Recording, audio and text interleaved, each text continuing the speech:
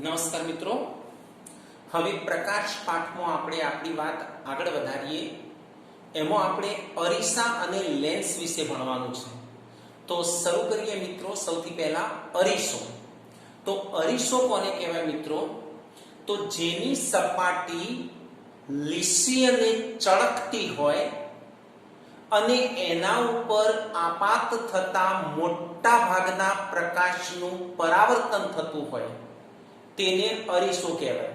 એટલે લીસી અને ચળકતી સપાટી કે જેના ઉપર આપાત થતા લગભગ બધા જ પ્રકાશનું પરાવર્તન થાય તો તેવી સપાટીને અરીસો કહેવાય. એટલે લીસી ચળકતી સપાટી હોય, જેટલો પ્રકાશ આવે એ બધાનું પરાવર્તન થઈ જતું હોય તો એને અરીસો કહેવાય. અરીસાના બે પ્રકાર હોય. જેની સપાટી આવી સીધી હોય એને સમતલ અરીસો કહેવાય. જેની સપાટીઓ વળેલી હોય, પોલા ગોળામાંથી બનેલો હોય, આપણો જે લેમ્પ હોય, લાઇટનો લેમ્પ, એવો પોલા ગોળાનો ભાગ હોય તો એ આવી રીતે આમ વળેલો ભાગ હોય. તો આ વળેલા ભાગવાળી જે સપાટી છે એ ગોળીય અરીસામાં આવે અને સીધી સપાટી હોય એને સમતલ અરીસો કહેવાય. એટલે અરીસાના બે પ્રકાર, સમતલ અરીસો અને ગોળીય અરીસો. સમતલ અરીસાની વ્યાખ્યા સિમ્પલ, કે જે અરીસાની પરાવર્તક સપાટી સમતલ હોય અથવા સપાટ હોય એને સમતલ અરીસો કહેવાય. સમતલ અરીસામાં રચાતા પ્રતિબિંબની લાક્ષણિકતાઓ. દર્પણ એ આપણો એક સમતલ અરીસો છે. એમાં જે પ્રતિબિંબ દેખાય છે એના વિશે આપણે લખવાનું, એટલે એની લાક્ષણિકતાઓ દર્શાવી કહેવાય. તો મિત્રો આપણને ખબર છે કે અહીંયા અરીસો હોય, અહીંયા વસ્તુ મૂકી હોય કે ભાઈ 5 મીટર દૂર વસ્તુ મૂકી છે અરીસાથી, તો પ્રતિબિંબ પણ 5 મીટર દૂર જ મળશે. એટલે વસ્તુ અને પ્રતિબિંબ વચ્ચેનું અંતર 10 મીટર થાય. એટલે અરીસાથી વસ્તુ જેટલી દૂર હોય, પ્રતિબિંબ પણ અરીસાથી એટલું જ દૂર મળે. મતલબ આ વસ્તુ અંતર કહેવાય, આ પ્રતિબિંબ અંતર કહેવાય. આ વસ્તુ મૂકી છે એટલે વસ્તુ અંતર, આ પ્રતિબિંબ મળે છે એટલે પ્રતિબિંબ અંતર, બંને સરખું હોય.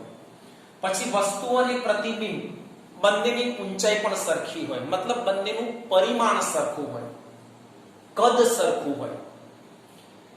જેવી વસ્તુ હોય એવું જ પ્રતિબિંબ દેખાય છે. એટલે પ્રતિબિંબ આભાસી અને ચત્તું હોય, આભાસી અને ચત્તું હોય. પણ પ્રતિબિંબની દિશાઓ ઉલટાયેલી માલુમ પડે. આપણે દર્પણની અંદર જોઈએ તો મારા શર્ટનું ગજવું આ બાજુ છે, દર્પણમાં આપણું ચિત્ર સામે દેખાય, એટલે આ ડાબી બાજુ ગજવું છે, દર્પણની અંદર આપણને જમણી બાજુ દેખાય. એટલે પ્રતિબિંબની જે બાજુઓ છે એ ઉલટાયેલી માલુમ પડે છે. એટલે બધી લાક્ષણિકતાઓ આપણે બોલી જઈએ કે ભાઈ સમતલ અરીસામાં રચાતા પ્રતિબિંબની લાક્ષણિકતાઓ કઈ? તો વસ્તુ અંતર અને પ્રતિબિંબ અંતર સમાન હોય છે. વસ્તુ અને પ્રતિબિંબ બંનેનું પરિમાણ સમાન હોય છે. પ્રતિબિંબ આભાસી અને ચત્તું હોય છે. પ્રતિબિંબની બાજુઓ ઉલટાયેલી માલુમ પડે છે. એટલે ડાબી બાજુ હોય એ જમણી બાજુ દેખાય, જમણી બાજુ હોય ડાબી બાજુ દેખાય. એટલે આ બધી પ્રતિબિંબની લાક્ષણિકતાઓ ચાર સરળતાથી યાદ રહી જાય આપણને. પ્રતિબિંબ અને વસ્તુ બંનેનો પરિમાણ સરખો હોય, વસ્તુ અંતર અને પ્રતિબિંબ અંતર સરખું હોય, પ્રતિબિંબ વસ્તુના જેવડું જ હોય, પ્રતિબિંબ આભાસી અને ચત્તું હોય, પ્રતિબિંબની બાજુઓ ઉલટાયેલી માલુમ પડે છે. હવે આપણે વાત સમતલ અરીસાના ઉપયોગોની વાત કરીએ તો સમતલ અરીસાના બે ઉપયોગો મોટે ભાગે આપણને ખબર છે. દર્પણ તરીકે, ટેલિસ્કોપ કે કેલિડોસ્કોપની બનાવટમાં, ટેલિસ્કોપ કે કેલિડોસ્કોપની બનાવટમાં, અને દર્પણ તરીકે. ગોળીય અરીસાની વાત કરીએ તો જેની પરાવર્તક સપાટી પોલા ગોળાના ભાગમાંથી બનેલી હોય અથવા પોલા ગોળા જેવી વક્ર હોય એને આપણે ગોળીય અરીસો કહીએ છીએ. ગોળીય અરીસાના બે પ્રકાર છે, અંતર્ગોળ અરીસો અને બહિર્ગોળ અરીસો. જે અરીસાની અંદરની સપાટી પરાવર્તક હોય, મતલબ બહારની સપાટી ઉપર કલર કરી દીધો હોય, તો બહારની સપાટી ઉપર કલર કર્યો હોય એટલે અંદરની સપાટી ચળકતી હોય, તો અંદરની સપાટી પરાવર્તક હોય એને અંતર્ગોળ અરીસો કહેવાય. અને જે અરીસાની અંદરની સપાટીએ કલર કરી દીધો હોય તો બહારની સપાટી પરાવર્તક બને. તો બહારની સપાટી પરાવર્તક હોય એને બહિર્ગોળ અરીસો કહેવાય. એટલે સૌથી પહેલા આપણે આ વ્યાખ્યા લખી શકીએ કે જે અરીસાની અંદરની સપાટી પરાવર્તક હોય એને અંતર્ગોળ અરીસો કહે છે. જે અરીસાની બહારની સપાટી પરાવર્તક હોય એને બહિર્ગોળ અરીસો કહે છે. અંતર્ગોળ અરીસા ઉપર આપાત થતા પ્રકાશના સમાંતર કિરણો અરીસા વડે પરાવર્તન પામીને એક બિંદુએ કેન્દ્રિત થાય છે. અંતર્ગોળ અરીસા ઉપર આપાત થતા પ્રકાશના સમાંતર કિરણો અરીસા વડે પરાવર્તન પામીને એક બિંદુએ કેન્દ્રિત થાય છે.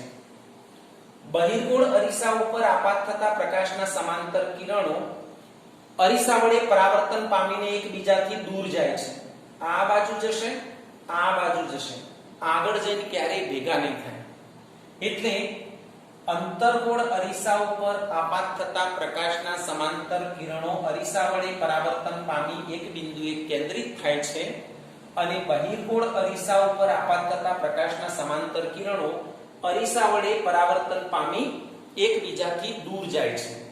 મતલબ આમાં કિરણો ખરેખર ભેગા થાય એટલે અંતર્ગોળ અરીસામાં વાસ્તવિક પ્રતિબિંબ મળે અને બહિર્ગોળ અરીસામાં કિરણો ભેગો નહીં થતો પણ એને જોરાઈનો પાછળ ખેંચીને ભેગો કર્યો છે. આપણે આ કિરણ આમ જાય છે, આ કિરણ આમ જાય છે, આ અહીંથી આમ ભેગો નહીં થતો, બધો એકબીજાથી છૂટો પડી ગયો પાછો ફરેલો કિરણો.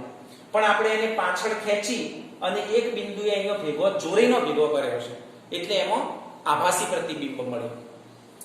અંતર્ગોળ અરીસામાં બધો જ પ્રતિબિંબ વાસ્તવિક મળે, એક પ્રતિબિંબ આભાસી મળે છે આમાં પણ. એટલે આપણે એવું લખવાનું કે તેમાં આભાસી અને વાસ્તવિક બંને પ્રતિબિંબ રચાય છે. તેમાં ફક્ત આભાસી પ્રતિબિંબ જ રચાય છે. વાસ્તવિક હોય એટલે ઉલટું હોય. તેમાં રચાતું વાસ્તવિક પ્રતિબિંબ ઉલટું અને આભાસી પ્રતિબિંબ ચત્તું હોય છે.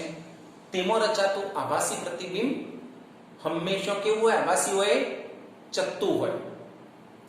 તો મિત્રો આપણે તફાવત સ્વરૂપે પૂછાય તો આ આકૃતિ પણ દોરી શકાય કે સમાંતર કિરણો આવે છે, બે ઉપર અને બે નીચે, પછી અહીંથી પાછો ફર્યો, અહીંથી પાછો ફર્યો, અહીંયા ભેગો થયો. આ બહિર્ગોળ દર્શાવ્યો છે એટલે અંદર રંગ કરેલો છે. એના ઉપર અહીંથી કિરણો બે ઉપર આવે અને બે નીચે આવ્યા તો અહીંથી આ બાજુ જશે, અહીંથી આ બાજુ જશે, અહીંથી આ બાજુ, અહીંથી આ બાજુ, પછી પાછો ખેંચી અને તૂટક લાઈન દ્વારા આપણે F માં ભેગો કર્યો છે. યાદ રાખો આખું આ સળંગ સીધું દેખાવું જોઈએ એટલે આવું ના દોરાય. અહીંયા કિરણ આવતું હોય પછી અહીંથી તમે છૂટું પાડો, અહીંયા F હોય તો આવી રીતે ના દોરાય. અહીંથી એવી રીતે છૂટું પાડવાનું કે આની સીધી લીટીમાં હોય ને એવું દેખાવું જોઈએ. આખી સળંગ લીટી દેખાવી જોઈએ. અહીંથી જુદું દોર્યું હોય એવું ના દેખાવું જોઈએ. એટલે પહેલા આ સાઈડ તૂટક દોર દેવાનું અને પછી ફૂટપટ્ટી મૂકીને સીધું જતું બતાવવાનું. પહેલા આપણે આ દોરી દઈએ તો આ કદાચ F માં ના પણ જાય, પણ F માં જવા તો દેવાનું જ છે. એટલે પહેલા આ દોરવાનું તૂટક અને પછી આ બાજુ આમ છૂટું પડેલું બતાવવાનું, નહીતર આકૃતિમાં તકલીફ પડશે. તો બધા તફાવતના મુદ્દા બોલી જઈએ. આકૃતિ દોરી શકાય. પછી લખવાનું કે તેની અંદરની સપાટી પરાવર્તક હોય છે, તેની બહારની સપાટી પરાવર્તક હોય છે. તેના ઉપર આપાત થતા પ્રકાશના સમાંતર કિરણો પરાવર્તન પામીને એક બિંદુએ કેન્દ્રિત થાય છે. તેના ઉપર આપાત થતા પ્રકાશના સમાંતર કિરણો તેના વડે પરાવર્તન પામીને છૂટા પડે છે. આ કેન્દ્રિત કરે છે એટલે એને અભિસારી કહેવાય અને જે છૂટા પાડે તેને અપસારી કહેવાય. એટલે તેને અભિસારી કહે છે, તેને અપસારી કહે છે, એ પણ લખી શકાય. તેમાં વાસ્તવિક અને આભાસી બંને પ્રકારના પ્રતિબિંબ રચાઈ શકે છે. તેમાં ફક્ત આભાસી પ્રતિબિંબ જ રચાય છે બહિર્ગોળમાં. આમાં લખવાનું કે જે આભાસી પ્રતિબિંબ હોય એ ચત્તું હોય અને જે વાસ્તવિક પ્રતિબિંબ હોય એ ઉલટું હોય. આમાં આભાસી પ્રતિબિંબ જ છે એટલે એમાં રચાતું પ્રતિબિંબ હંમેશા ચત્તું જ હોય. હવે આપણે અરીસા માટે વપરાતા કેટલાક પારિભાષિક શબ્દોની વાત કરીએ. અરીસા માટે વપરાતા કેટલાક પારિભાષિક શબ્દો. તો સૌથી પહેલો છે દર્પણ મુખ. તો આવી રીતે આપણે કોઈ પણ અરીસો દોર્યો હોય તો એની પરાવર્તક સપાટી છે એનો વ્યાસ, આને એમ ને એમ કહીએ તો આને કહેવાય દર્પણ મુખ. એટલે અરીસાની પરાવર્તક સપાટીના વ્યાસને દર્પણ મુખ કહે છે. આપણી આકૃતિમાં દર્પણ મુખ છે mn, અહીંયા હું દર્શાવું તો mn દર્શાવો, તો દર્પણ મુખ એટલે mn. અરીસાની જે વર્તુળાકાર સપાટી છે એના વ્યાસને આપણે કહીશું દર્પણ મુખ. પછી ધ્રુવ, તો આ જે અરીસો છે એનું કેન્દ્ર, અરીસાના કેન્દ્રને અથવા મધ્ય બિંદુને ધ્રુવ કહે છે, તેને P વડે દર્શાવો. અરીસાનું કેન્દ્ર એટલે ધ્રુવ, તેને P વડે દર્શાવાય. પછી વક્રતા કેન્દ્રની વાત કરીએ તો વક્રતા કેન્દ્ર એટલે જે પોલા ગોળામાંથી અરીસો બનાવ્યો હોય, આવો ગોળો હોય તો આ ગોળાકાર ભાગનું અહીંયા કેન્દ્ર છે. હવે આપણે આ ગોળાકાર ભાગમાંથી અરીસો બનાવીએ, આટલું કાપી દઈએ તો આ અરીસો થઈ ગયો. તો જે પોલા ગોળામાંથી અરીસો બનાવ્યો એના કેન્દ્રને વક્રતા કેન્દ્ર કહેવાય. તો અરીસો જે પોલા ગોળામાંથી બન્યો હોય તે ગોળાના કેન્દ્રને વક્રતા કેન્દ્ર કહે છે. તેને C વડે દર્શાવાશે. ધારો કે આનું વક્રતા કેન્દ્ર અહીંયા હોય, વક્રતા કેન્દ્રને C વડે દર્શાવાય. વ્યાખ્યા શું? જે ગોળામાંથી અરીસો બનાવ્યો હોય એ ગોળાના કેન્દ્રને વક્રતા કેન્દ્ર કહેવાય, તેને C વડે દર્શાવાય છે. પછી આ જે અરીસાનો ધ્રુવ અને આ વક્રતા કેન્દ્ર બંનેમાંથી પસાર થતી કાલ્પનિક રેખાની મુખ્ય અક્ષ કહેવાય. તો અરીસાના ધ્રુવ અને વક્રતા કેન્દ્રમાંથી પસાર થતી કાલ્પનિક રેખા એટલે મુખ્ય અક્ષ. તો મુખ્ય અક્ષ એટલે ધ્રુવ અને વક્રતા કેન્દ્રમાંથી પસાર થતી રેખા, કેન્દ્રમાંથી પસાર થતી કાલ્પનિક રેખા. અરીસાના ધ્રુવ અને વક્રતા કેન્દ્રમાંથી પસાર થતી કાલ્પનિક રેખા એટલે મુખ્ય અક્ષ. પછી વક્રતા ત્રિજ્યા, તો ધ્રુવ અને વક્રતા કેન્દ્ર વચ્ચેનું અંતર, આ અંતર ધ્રુવ અને વક્રતા કેન્દ્ર વચ્ચેના અંતરને એટલે PC, એને કહેવાય વક્રતા ત્રિજ્યા. એને કેપિટલ R વડે દર્શાવાય. અહીંયા જુઓ તો આ ધ્રુવ અને આ વક્રતા કેન્દ્ર, તો આટલું અંતર જે અહીંયા દર્શાવ્યું છે આની સામેથી અહીંયા સુધી, એટલે ધ્રુવ અને વક્રતા કેન્દ્ર વચ્ચેનું અંતર એટલે વક્રતા ત્રિજ્યા. સરળતાથી આવડી જાય. ધ્રુવ અને વક્રતા કેન્દ્ર વચ્ચેનું અંતર એટલે વક્રતા ત્રિજ્યા, જેને કેપિટલ R વડે દર્શાવાય.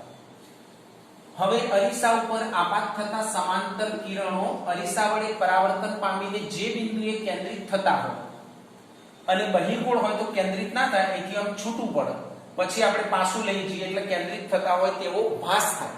આમાં કેન્દ્રિત ના થાય પણ કેન્દ્રિત થતા હોય તેવો ભાસ થાય. આમાં જઈને પાછા અહીંયા જાય એટલે કેન્દ્રિત થાય. તો જે બિંદુએ કેન્દ્રિત થાય એને એને કહેવાય મુખ્ય કેન્દ્ર. અરીસા ઉપર કિરણો જઈને પાછા જો ભેગા થાય એને મુખ્ય કેન્દ્ર કહેવાય. તો અહીંયા જુઓ, આ કિરણ અરીસા ઉપરથી અહીંયા પાછું વળ્યું, આ કિરણ અરીસા ઉપરથી અહીંયા પાછું વળ્યું, આ અહીંયા આવ્યું, આ પણ અહીંયા, એટલે બધો એક જ જગ્યાએ ભેગો થયો, તો એને કહેવાય મુખ્ય કેન્દ્ર. અહીંયા બહિર્ગોળ હોય તો છૂટો પડે, પણ આપણે જોરે નો ખેંચી પાછળ ભેગો કર્યો એટલે ભેગો થતો હોય તેવો ભાસ થયો કહેવાય. તો એને પણ કહેવાય મુખ્ય કેન્દ્ર. એટલે વ્યાખ્યા આવી લખવાની કે અરીસા ઉપર આપાત થતા પ્રકાશના સમાંતર કિરણો અરીસા વડે પરાવર્તન પામીને જે બિંદુએ કેન્દ્રિત થતા હોય અથવા કેન્દ્રિત થતા હોય તેવો ભાસ થતો હોય તે બિંદુને મુખ્ય કેન્દ્ર કહે છે. અરીસા ઉપર આપાત થતા પ્રકાશના સમાંતર કિરણો અરીસા વડે પરાવર્તન પામીને જે બિંદુએ કેન્દ્રિત થતા હોય અથવા કેન્દ્રિત થતા હોય તેવો ભાસ થતો હોય તે બિંદુને મુખ્ય કેન્દ્ર કહેવાય, જેને F વડે દર્શાવાય. મુખ્ય કેન્દ્ર એટલે F વડે દર્શાવાય કેપિટલ એફ આપણે લખીએ. અને કેન્દ્ર લંબાઈ એટલે આ મુખ્ય કેન્દ્રથી ધ્રુવ વચ્ચેનું અંતર, મુખ્ય કેન્દ્રથી ધ્રુવ વચ્ચેના અંતરને કેન્દ્ર લંબાઈ કહેવાય. f વડે દર્શાવે. મુખ્ય કેન્દ્રથી ધ્રુવ સુધીના અંતરને કેન્દ્ર લંબાઈ કહેવાય, જેને સ્મોલ f વડે દર્શાવાય, એટલે કેન્દ્ર લંબાઈ સ્મોલ f. બધી વ્યાખ્યાઓ એક વખત ફરીથી બોલી દઈએ છીએ. દર્પણ મુખ તો અરીસાની વર્તુળાકાર પરાવર્તક સપાટીના વ્યાસને દર્પણ મુખ કહે છે. અહીંયા આટલાથી આટલો એટલે mn એ દર્પણ મુખ છે. અહીંથી આપણે જોડી દઈએ તો આ mn ને દર્પણ મુખ કહેવાય. બીજી વાત, ધ્રુવ તો અરીસાનું જે કેન્દ્ર છે એને ધ્રુવ કહે છે. પછી વક્રતા કેન્દ્ર તો જે ગોળામાંથી અરીસો બનાવ્યો હોય એ ગોળાના કેન્દ્રને વક્રતા કેન્દ્ર કહેવાય. પછી વક્રતા કેન્દ્ર અને ધ્રુવ વચ્ચેના અંતરને વક્રતા ત્રિજ્યા કહેવાય. વક્રતા કેન્દ્ર અને ધ્રુવમાંથી પસાર થતી રેખાને મુખ્ય અક્ષ કહેવાય. વક્રતા કેન્દ્ર અને ધ્રુવમાંથી પસાર થતી રેખાને મુખ્ય અક્ષ કહેવાય. પછી મુખ્ય કેન્દ્ર તો અરીસા ઉપર આપતતા પ્રકાશના સમાંતર કિરણો અરીસા વડે પરાવર્તન પામીને જે બિંદુએ કેન્દ્રિત થતા હોય અથવા કેન્દ્રિત થતા હોય તેવો ભાસ થતો હોય તે બિંદુને મુખ્ય કેન્દ્ર કહેવાય. મુખ્ય કેન્દ્રથી ધ્રુવ વચ્ચેના અંતરને કેન્દ્ર લંબાઈ કહેવાય. અહીંયા જોઈએ તો આ છે. તો મિત્રો તમારે બરાબર ધ્યાનથી અભ્યાસ કરી અને અંતર્ગોળ અરીસો અને બહિર્ગોળ અરીસો એનો તફાવત લખવાનો. અંતર્ગોળ અરીસો અને બહિર્ગોળ અરીસાનો તફાવત. અને બીજો પ્રશ્ન, સમતલ અરીસામાં રચાતા પ્રતિબિંબની લાક્ષણિકતાઓ. સમતલ અરીસામાં રચાતા પ્રતિબિંબની લાક્ષણિકતાઓ લખવાની અને અંતર્ગોળ અરીસા અને બહિર્ગોળ અરીસાનો તફાવત લખવાનો.